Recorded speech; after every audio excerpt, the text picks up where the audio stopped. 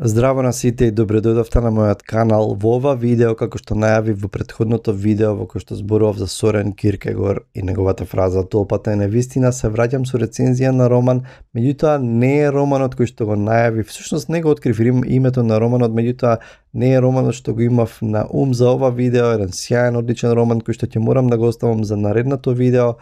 Иако романот за кој што ќе зборувам во ова видео воопшто не е послаб роман, е одличен роман, иако не би можело да се споредува, затоа што станува збор за различен жанр, за различен стил на пишување, значи станува збор за девојчински спомени од Ани Ерно. Ани Ерно ја привлече, зборувам сега за онака голема читателска публика, го привлече вниманието во светски рамки кога пред 2 години ја доби Нобеловата награда за литература. Таа е француска писателка, значи има издадено повеќе романи. Едни од најпознатите романи се Едноставна страст, има снимено и филм според тој роман, Срамота, Случката, исто тоа е можеби нејзиниот најпознат роман, и нејзините мемоари Годините, и ќе кажа всушност дека ова е нешто прво што го читам, меѓутоа заборавив дека ги имам веќе почнато тие мемоари Годините, и многу се израдував кога на крајот на корицата на оваа книга се најавува дека и тие ќе излезат на македонски наскоро. И всушност една од причините зашто се одлучив да го прочитам овој роман, затоа што и зашто сакам да го снимам ова видео, е затоа што како што кажав, немав прочитано ниеден од нејзините романи. Ме израдува што за прв пат добиваме нејзин роман во превод на македонски. Ова е во издание на издавачката куќа Илика, сега пред месец-два, ако не се лажам, излезе книгава, во едно многу интересно издание со убава корица. Преводот од француски на Елизавета Поповска. Се израдував на тој факт, одлучив да го прочитам. Ова се 140 страни во така по-интересен формат, значи не е потребно долго да се прочита овој роман, меѓутоа не знам зашто јас напротив бавно го читав овој роман. Иако се 140 страници, веројатно го читав една недела најмалку. Она што е интересно да се знае за Ани Ерно е дека таа пишува, ајде да речеме, мемоарска автофикција. Значи ги базира речиси сите нејзини романи, сите нејзини дела на некои вистински случувања од нејзиниот живот. Обично се фокусира на некоја случка или на некои сеќавања конкретни од одредено време од животот.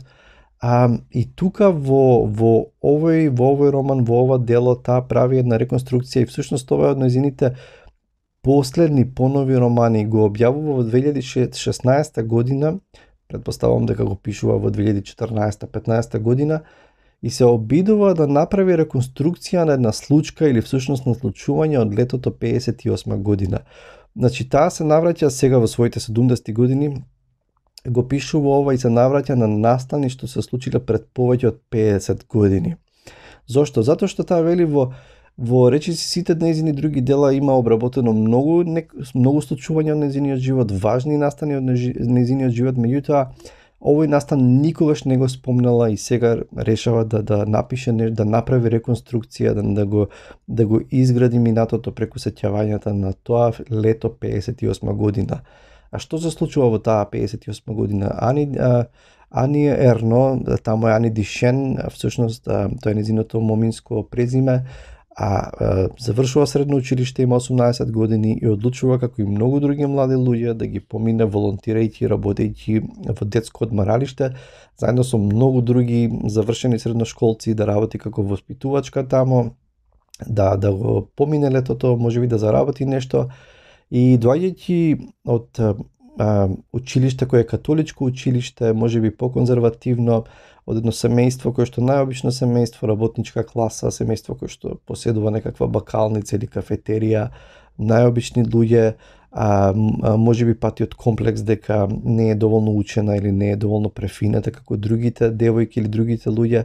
Таа доаѓа, пристигнува во тоа одмаралиште со големи очекувања, со огромна возбуда дека сега ќе влезе во еден нов свет, ќе доживее некаква авантура, ќе доживее сигурно љубов, ќе има флиртување, ќе има забава со сите тие други млади луѓе кои што се наоѓаат таму. И таа влегува речиси неспремна, премногу отворена, премногу наивна во тој свет и ќе биде втурната и уште од самиот почеток таа ќе доживее една бурна, да ја наречеме, врска со еден од тие воспитувачи таму, буквално, и тоа ќе бидат настани всушност кои што ќе го одбележат не само на целиот нејзин живот, туку и ќе ги обележат и нејзините наредни неколку години кога таа ќе поминува низ сериозна трансформација и всушност таа се фокусира на тоа лето, на настаните што ги доживува таму во тоа одмаралиште, меѓутоа и на следните 2 лета, на следните 2 години кога подоцна се до моментот кога се запишува на факултет.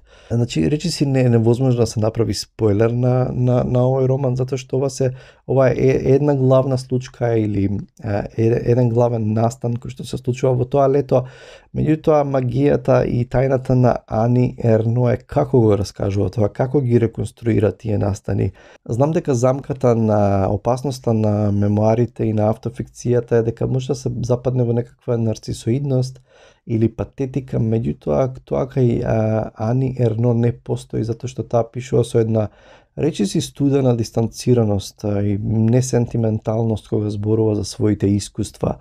И таа наизменично се движи помеѓу прво лице и трето лице. Тоа многу убаво го прави неприметно, да речеме ќе каже ја гледам Ани Дишен, всушност тоа е незиното моминско презиме, така се презива тогаш.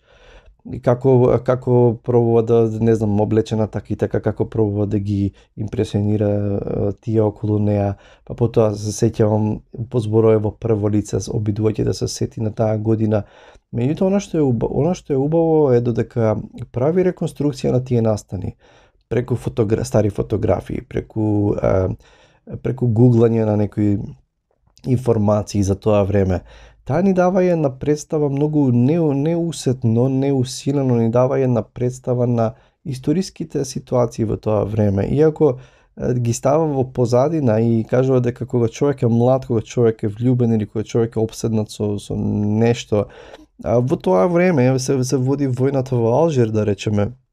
Мито таа вели, јас речиси како да бев во бунило, зашеметена, дека ги поминував тие летни моменти и речиси да не бев ни свесна дека се води војна и дека многу млади французи беа регрутирани да војуваат таму.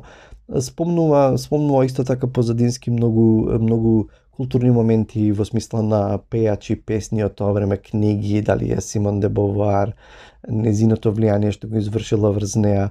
Меѓутоа, тоа го прави на многу убав начин и ни насликува една слика. Меѓутоа, пред се она што е во центарот на нештата е незиното доживување, на срамот кој што го доживува, и понижувањето што го доживува, значи, затоа што влегува баш онака all in, влегува со отворени карти, влегува во еден свет кој што и ќе ја повреди, и ќе ја даде убави моменти, меѓутоа и ќе ја повреди, и ќе ја разочара, ќе ја изневери. Еве што вели Ерно при самиот крај на книгата. Таа вели: токму неспособноста да најдеме смисла на она што го живееме во моментот додека го живееме, ги намножува можностите за пишување. Веќе се брише споменот на она што сум го напишала. Не знам што представува овој текст. Се разложува дури и она пошто трагав пишувајќи ја книгава. Во моите хартии најдов нешто како белешка за намера. Да се истражи бездната помеѓу збунувачката стварност на она што се случува во моментот додека се случува и чудната нестварност што ја добива многу години подоцна она што се случило. Борејќи се со незината обсесија да го импресионира, да го поседува, тој воспитувач, тоа момче со кој што ќе има една кратка, бурна афера, врска, недостатокот на самодоверба кој што ќе биде предизвикана од отфрлањето што ќе го доживее, од исмевањето на другите, и низ целиот тој процес таа поминува низ една трансформација и неколку години подоцна ќе може да погледне на тие моменти кои што речиси како да гледа некоја друга девојка, сепак станува збор за истата личност. И таа на едно друго место вели едно од најубавите цитати според мене. Таа вели: на кој начин сме ние присутни во постоењето на другите, во нивните спомени, во нивниот начин на суштествување, па дури и во нивните постапки. Постои неверојатна несразмерност меѓу влијанието што врз мојот живот го имаат двете ноќи со овој човек и ништожноста на моето присуство во неговиот живот. Не му завидувам, јас сум таа која пишува. Знам дека овој стил на пишување и овој тип на романи и книги не е за сите, не им се допаѓа на сите, сепак мене ми се допадна, затоа што сакам автофикција, фан сум исто така и на Карл Кнаусгор, еден од најголемите во моментов во тој жанр.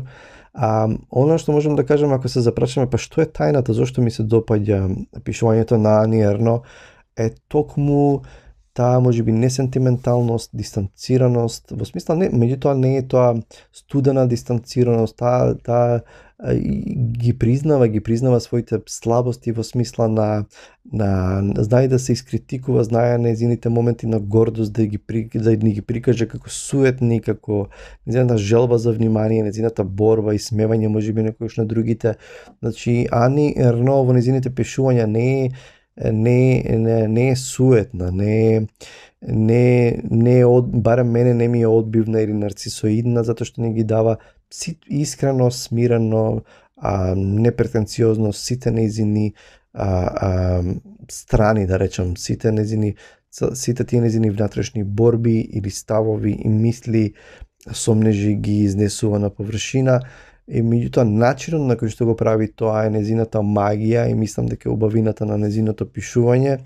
Она што би кажал, ако сакате ваков стил на пишување, тогаш дефинитивно прочитајте Девојчински спомени од Ани Ерно. Мене ми се допадна, препорака за овој роман и се гледаме во наредното видео. Чувајте се и се гледаме. Чао!